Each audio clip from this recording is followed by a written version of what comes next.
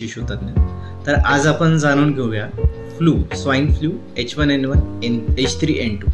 तर swine flu हा mainly virus आहे जो हा क्राउडेड प्लेसेसमध्ये गेल्यावर शिंकण्याने खोकल्याने या ड्रॉपलेटच्या संपर्कात आल्यामुळे मुलांना पसरतो. तर स्वाईन फ्लू सस्पेक्ट केल्यावर किंवा स्वाईन फ्लू पॉझिटिव्ह असल्यावर कोणते लक्षणं दिसल्यास तुम्ही डॉक्टरांना लगेच डॉक्टरांकडे जायचं आहे.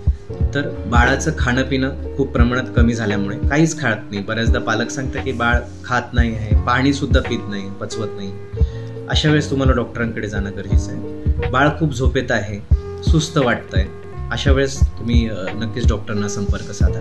श्वास घेण्यात त्रास होतोय किंवा चेस्ट पेन होतोय बाळाला, तर ह्या दोन्ही गोष्टींमध्ये कधी कधी स्वाईन फ्लूमुळे न्यूमोनिया सुद्धा छातीमध्ये डेव्हलप होऊ शकतो. तर त्यामुळे सुद्धा श्वास घेण्यास त्रास होणे, छातीत दुखणे या गोष्टी दिसू शकतात. खूप लघवीचं प्रमाण फार कमी होऊन जाणे, म्हणजे जवळपास 6 तासाच्या वर झाले किंवा 12 तासाच्या वर झाले, बाळाने लघवीच केली नाही, तर हे एक डेंजरस साईन समजून तुम्ही लगेच तुमच्या पेडियाट्रिशियनला संपर्क करावा.